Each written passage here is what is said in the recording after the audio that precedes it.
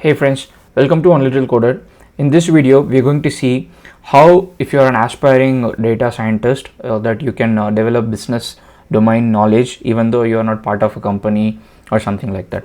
So this is a catch-22 problem a lot of fresh graduates usually face. The problem is that they do not have industry experience, but a lot of companies, while they interview them, they expect them to have some kind of business knowledge. So this is a small hack, not necessarily a hack, but a small trick that will help you develop business knowledge, domain knowledge that would require you to otherwise work in a company. So let's go ahead and start how to do that. The first thing is you have to understand that the way you are looking for a company, the companies are also looking for clients. So if there is one place that a company wants to tell everything about themselves, it is their website. So every company on this planet has a website. Like most companies, this is a digital world, and they want to attract customers, clients. They want to advertise what they do and the kind of services, the kind of problems that they solve. So the first or the easiest place where you can go and then understand about analytics business problems, or to be very specific, the kind of analytics problem that a business can solve, is go to analytics consulting company. So I'm going to show you a sample example of a company in India. So the company's name is called Mu Sigma. So let's go to Mu Sigma, and this is something that you can apply for any company. So I'm taking Mu Sigma's example, and also as a disclaimer, I do not have any affiliation with them. And you can take any analytics consulting company. We'll probably see another analytics consulting company, but in this case I'm showing Mu Sigma. So when you go to any such company's website, you would see something like what are the problems that they're solving or the services that they're offering. So you can see the problems that they're solving. So click that, and then that would take you to another page which would tell you exactly what kind of problems a particular domain, what kind of analytics problems a particular business domain would have. So let's say in this case we are interested in consumer products. Maybe let's see. Okay, go. When you click go, you would get the list of consumer products problem that Mu Sigma is solving. So by definition, because Mu Sigma is an analytics consulting company, so the company is trying to solve these problems that you see, something like price elasticity, promotion campaign analysis, sales forecasting, product life cycle management. So these are the problems that they're trying to solve using data, using numbers. So for you to go one level deeper, so you can now even look at these case studies, but that is probably secondary. But the first order effect that you should have is when you look at this thing, now you know that these are some analytics problem that are solved in this particular domain, so which is consumer. So maybe now you do not want to look at a particular industry, but you want to look at a functional area.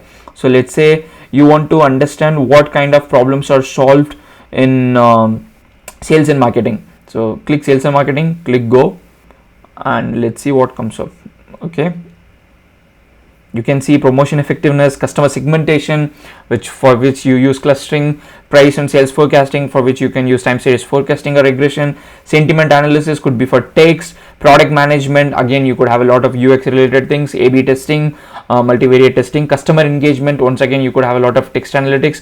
So this is how you understand for a particular given domain, which is an industry, or particular domain which is a functional domain, what kind of problems could be solved using analytics or data science. So this is exactly the way you can start building your understanding about business. So now you know, now that you know that customer segmentation is a problem that business tries to solve using numbers, analytics. Now you can go and then try to say, okay, if I have DuckDuckGo, let me go to DuckDuckGo. Okay, customer segmentation analytics case study.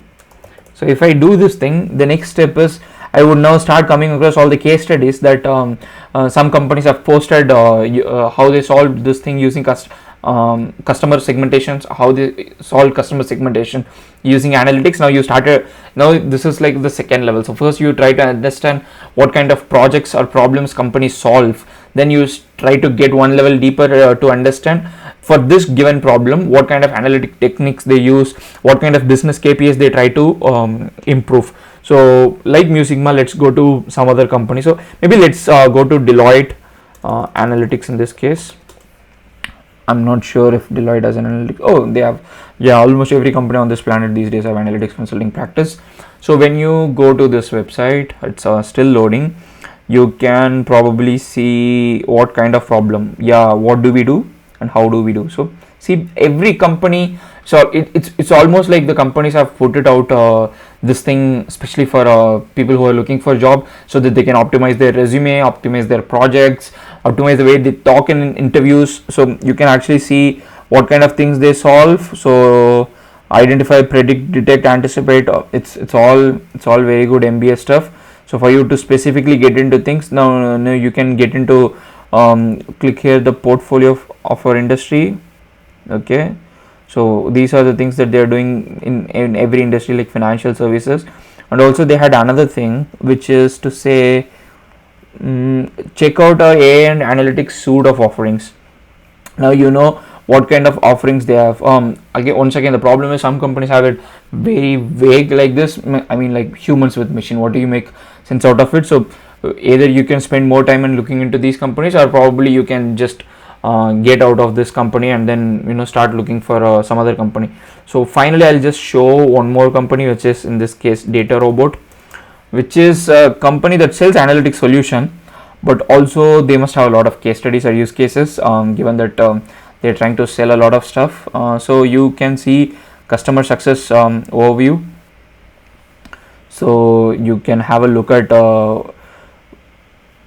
if you see case studies. Yeah, exactly. So how machine learning is used in Nevada Nanotech, how machine learning is used in Carrefour, how machine learning is used in Paper Money. So these are now other set of techniques that you can understand how machine learning or data science is used in a particular domain. And then this is such a very easy, simple trick for you to understand how to build business knowledge for a given analytics problem. So if you're an aspiring data scientist or analyst, or if you're an aspiring machine learning engineer also, so this is the way you can use the acquired. So maybe you already have got all the required technical skills, but now you can use those technical skill and combine it with this business skill, so that you have a happy marriage between these two, and then you become more employable. And then if you are giving an interview, let's say now tomorrow you're going to give an interview for a company that is in sales and marketing. Now you can speak in their language, you can help them understand that the problems that they are trying to solve. So this way you could be more preferred over any other candidates that are available. Just a tip along with this thing, it's not just the website that you have to look. You can look for use cases, you can look for white papers, you can look for case studies. All these things are usually available in their website, if you see. So that's why primarily companies have got marketing department, right? Marketing department has to put this out so that their clients actually know this thing, that the companies are solving this thing. So website, case study, white papers, use cases. So these are few things that you can look for, and this will give you a lot of knowledge. And that's it. I wanted to cover. I hope this video was helpful to you. If you have any comments, please let me know in the comment section, and until that, see you. Bye bye.